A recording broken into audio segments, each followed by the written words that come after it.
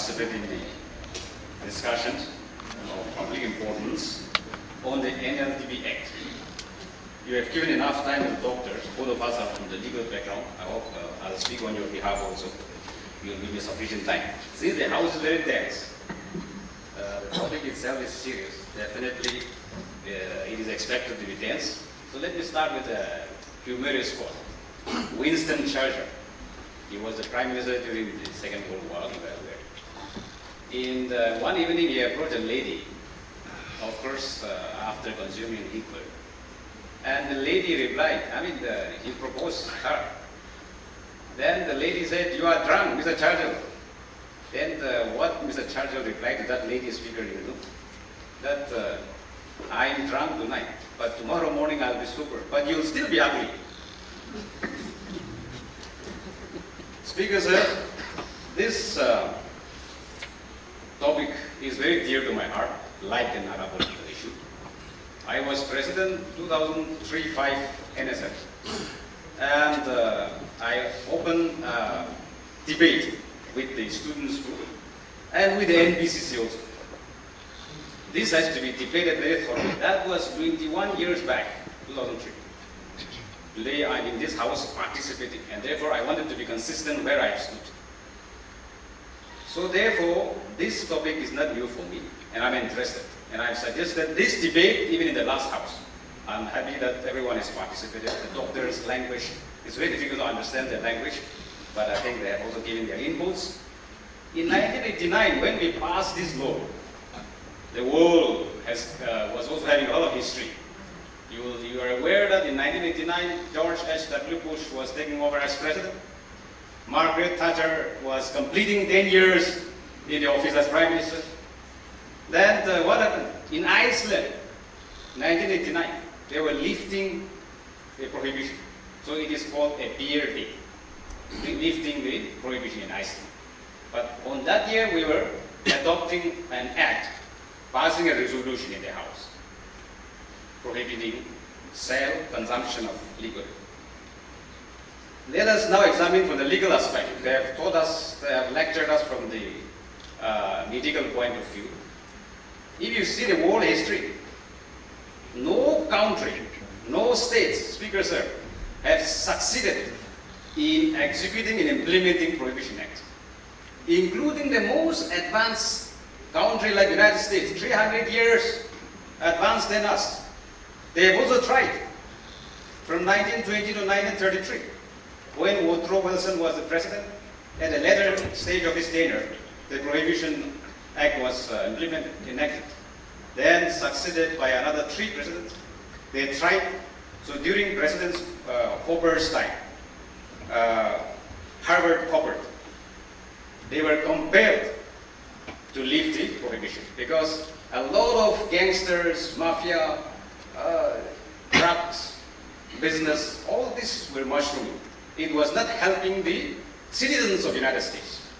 And as previous members have also mentioned, our Christianity, our Baptist, especially Christianity, comes from America. We are no different from them.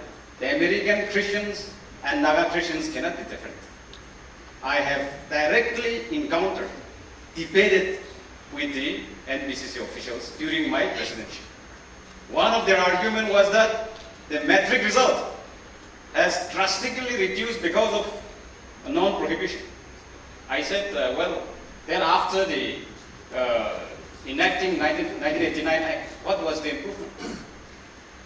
Now the times have changed. In 1989, of course, it would be relevant. It would have been relevant, passing the act, because of the abuse of alcohol. And everyone has mentioned that time it was relevant.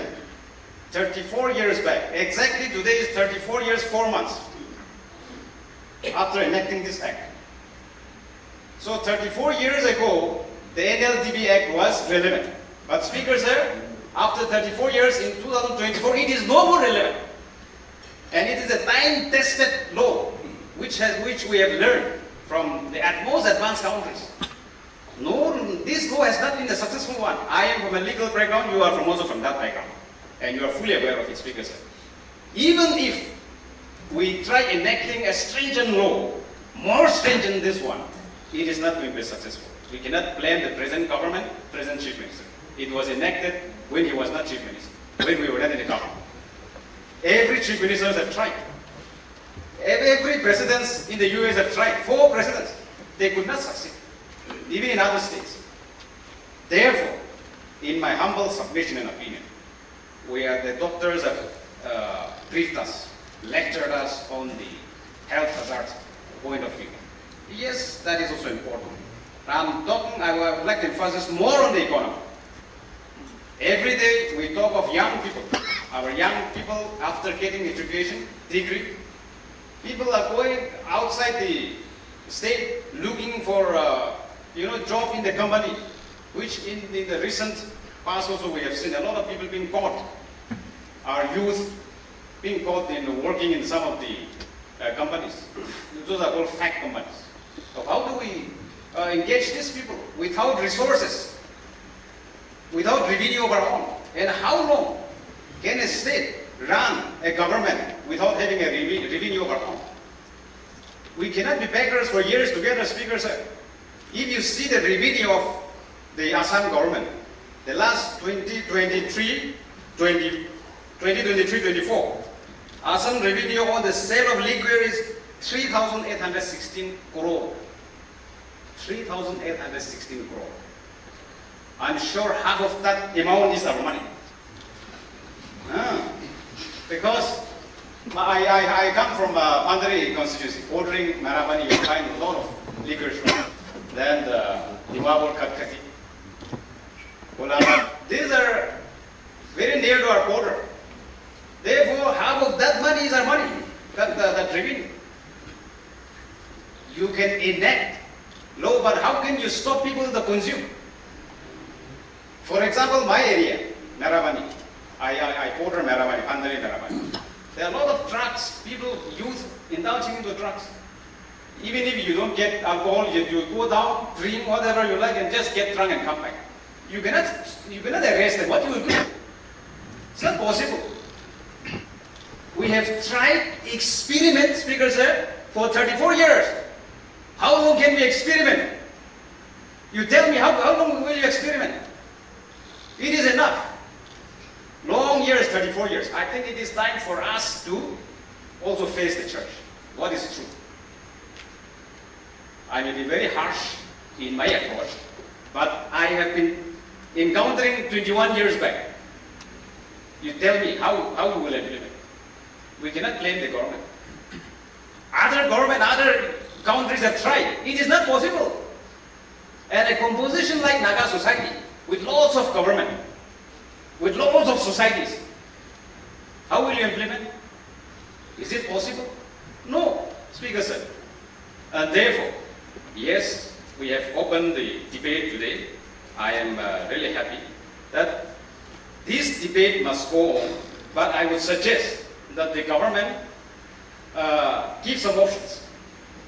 Give some options that whoever, the community or the districts or the areas, wherever they want, whoever wants to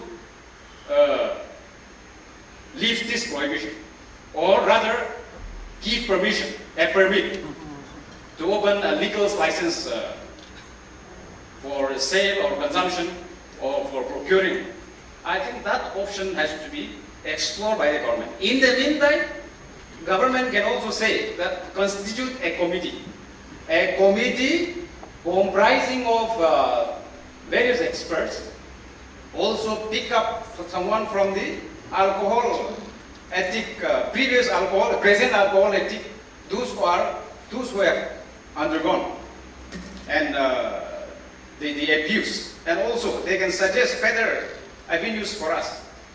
So a committee which can comprise of experts and also can guide the government that, okay, how do we regulate it? Regulate it in a sense, regulated form of prohibition, in a sense that this much volume of liquor can be sold, this much volume of liquor cannot be sold. So many ideas can come in if we all can put our heads together. If you see the Nagaland Total Prohibition Liquor Act, Speaker sir, in the section 17, permission to use or consumption of liquor in mess and canteens of armed forces. There is an exemption. Now, okay, if Nagas get independent, we will have our own army. That is altogether different issue. But so long as we are within the Union of India, we have Assam Rifle Corps, we have paramilitary presence in our state, we have border security force.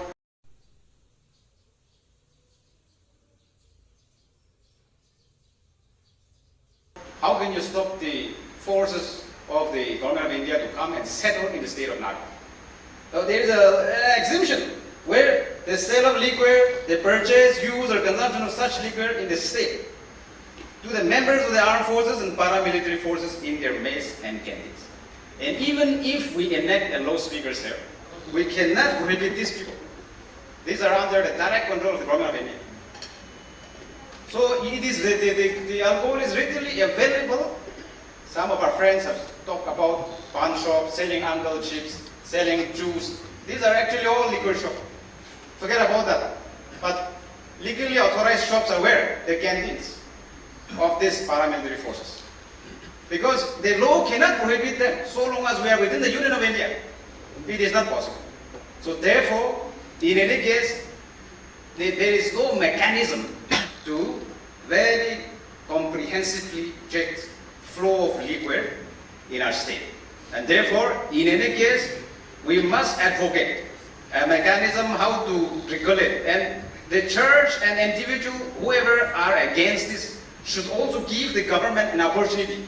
Okay, since we tried prohibiting it for the past 34 years, we cannot do it. Let us now lift it and see how much the government can regulate. Now, because of the advancement in social media, Speaker said, yes, there are also lots of negative aspect of the social media like WhatsApp, Instagram, Facebook, whatever terms. But there are also lots of positive aspects, Speaker said. If you see Naga population today, we were not health conscious, many of us. But one positive aspect which I've seen out of this social media is, these days, people have started controlling the diet because of social media. If you eat this much, your calories will go up. Doctors knows all these terms better. Your pressure will go up, your pressure will go down. Many of us are being influenced by social media, not by the advice of the doctors. So also, in 1989, there was an abuse, and therefore, it could be remedied. But I'm assuring you, Speaker, sir, because of the advancement of this social media, because of the advancement of education, there will be hardly any abuse. The percentage will be very minimal. I can tell you with confidence that it will be 1% only the abuse of the alcohol will be. 99% people will use it. We were talking in the lobby that forbidden foods are always sweeter. And therefore, if we prohibit this, continue this prohibition, people will look for more alcohol. But if it is open in the market, there will be a proper regulation. And therefore, even in terms of selling, acquiring, everything will be properly regulated. But as of now, it is not possible. Therefore, I would insist that the government form a committee, and if necessary, we must table this again for more debate and discussion, and either review or revoke. That way, I would like to put across. To the church, I think they must concentrate, as some of our former honorable speakers have suggested, for more of a spiritual approach than interfering in the running of the affairs of the government. Many of our friends have quoted Bible. I also would like to quote two of them. You will find in the scriptures in Mark, Luke, where when the Pharisees asked Jesus whether they'll pay tax to the Caesar, then Jesus was asking whose head was there in that denarius, the rupee. So Caesar head is there. So pay to Caesar. Pay to Caesar what is due to you, but pay to God what is due to God. I think there is no further more interpretation of this. The church must concentrate on its spiritual aspect. Let the government also concentrate on the welfare of the people. See, I'm concluding, Speaker, sir. I can see your impatientness, but just 1-2 seconds.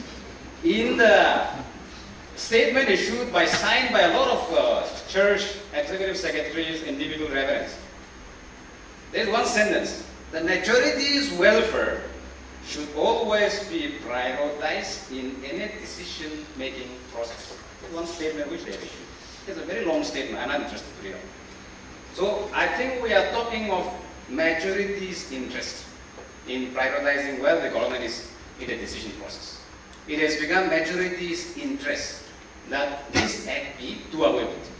Because we have seen, even if there is an opinion poll today, I am confident that 99% are of lifting the act. So they themselves are inserted this sentence that the majority's welfare should always be prioritized in any decision-making process.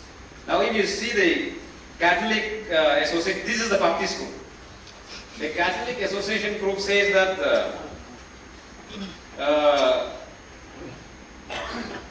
reduction of supply and reduction of demand.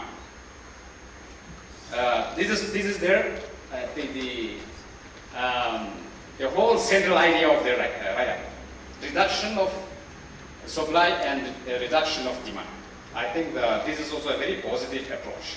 We are not saying that we will do it randomly, but this is a way that the church are expected to approach, in which way they can give a good feedback to the government, but not in the way of protest or threatening or blackmailing us. I think we all are Christians, we all are part of the church, but we have to call a spade a spade.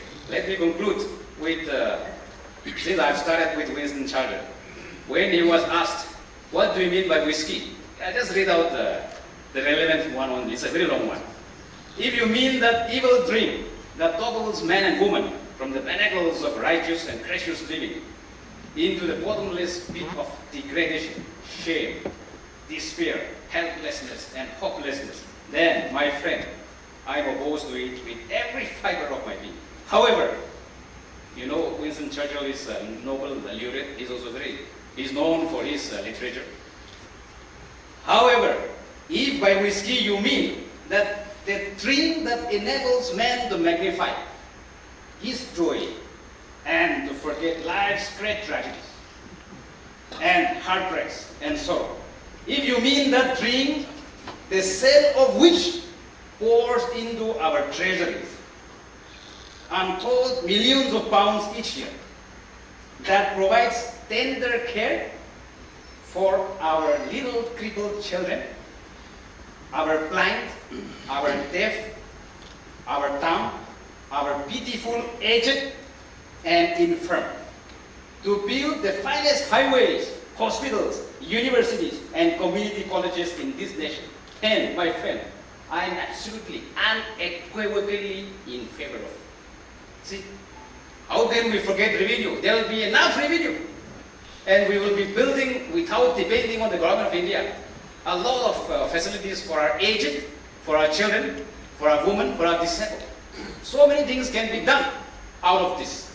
Therefore, it is my humble submission that, yes, debate must continue, but in any case, we cannot go on with this act any further. There has to be a review on this, and I'm suggesting this for at the expense of risking repetition again, that whichever district community wants, let us have an opinion poll, and also form a committee, a very big committee to study into it. And I'm sure the committee will recommend that it is not possible to implement effectively. Thank you, Speaker.